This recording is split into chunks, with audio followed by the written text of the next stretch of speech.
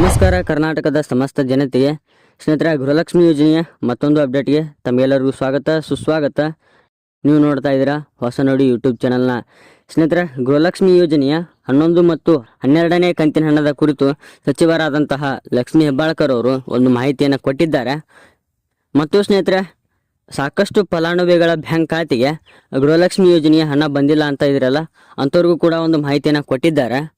ಇವಾಗ ಗೃಹಲಕ್ಷ್ಮಿ ಯೋಜನೆಯ 10ನೇ ಕಂತಿನ ಹಣದವರೆಗೂ ಎಲ್ಲ ಫಲಾನುಭವಿಗಳ ಖಾತೆಗೆ ಹಣವನ್ನು ಜಮಾ ಮಾಡಿದರೆ, ಇವಾಗ 11 ಮತ್ತು 12ನೇ ಕಂತಿನ ಹಣದ ಕುರಿತು ಒಂದು ಹೊಸ ಅಪ್ಡೇಟನ್ನು ನೀಡಿದ್ದಾರೆ.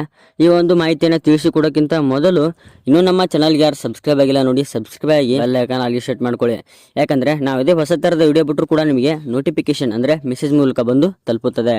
ಹೌದು ಸ್ನೇಹಿತರೆ, ಗೃಹಲಕ್ಷ್ಮಿ ಯೋಜನೆಯಡಿ ಎಲ್ಲ ಫಲಾನುಭವಿಗಳ ಖಾತೆಗೆ 10ನೇ ಕಂತಿನ ಹಣದವರೆಗೂ ಹಣವನ್ನು ಜಮಾ ಮಾಡಿದರೆ, ಮತ್ತು ಇವಾಗ ಸಾಕಷ್ಟು ಜನ ಕೇಳ್ತಾ ಇದ್ದಾರೆ ಗೃಹಲಕ್ಷ್ಮಿ ಯೋಜನೆಯ 11ನೇ ಕಂತಿನ ಹಣವನ್ನು ಯಾವಾಗ ಜಮಾ ಮಾಡ್ತಾರೆ ಅಂತ ಕೇಳ್ತಾ ಇದ್ದಾರೆ. ಅಂಥವ್ರಿಗೆ ಸಚಿವರಾದಂತಹ ಲಕ್ಷ್ಮೀ ಹೆಬ್ಬಾಳ್ಕರ್ ಅವರು 10 ಮತ್ತು 12ನೇ ಕಂತಿನ ಹಣದ ಕುರಿತು ಒಂದು ಮಾಹಿತಿಯನ್ನು ಕೊಟ್ಟಿದ್ದಾರೆ.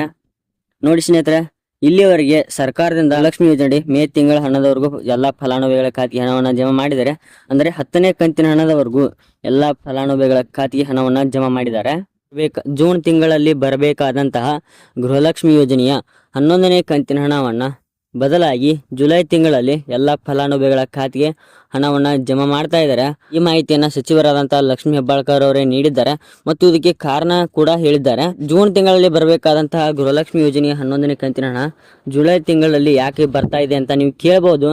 ಸ್ನೇಹಿತರೆ, ಜೂನ್ ತಿಂಗಳ ಮೊದಲನೇ ವಾರದಲ್ಲಿ ಲೋಕಸಭಾ ಚುನಾವಣೆಯ ಫಲಿತಾಂಶ ತಿಳಿಯಲಿದೆ.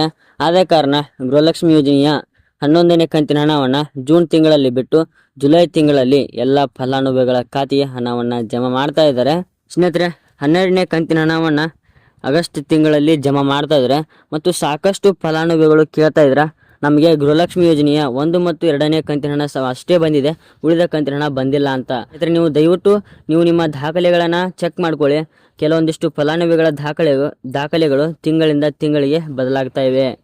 ಇದಾಗಿತ್ತು ಸ್ನೇಹಿತರೆ ಇವತ್ತಿನ ಒಂದು ವಿಡಿಯೋ. ಮತ್ತೆ ಮುಂದಿನ ವಿಡಿಯೋಲಿ ಸಿಗೋಣ. ಇಂಥ ಹೆಚ್ಚಿನ ಮಾಹಿತಿಯಾಗಿ ನಮ್ಮ ಹೊಸ ನುಡಿ ಯೂಟ್ಯೂಬ್ ಚಾನಲ್ನ ಸಬ್ಸ್ಕ್ರೈಬ್ ಮಾಡ್ಕೊಳ್ಳಿ ಮತ್ತು ಬೆಲ್ ಐಕಾನ್ ಆಗಿ ಸೆಟ್ ಮಾಡ್ಕೊಳ್ಳಿ.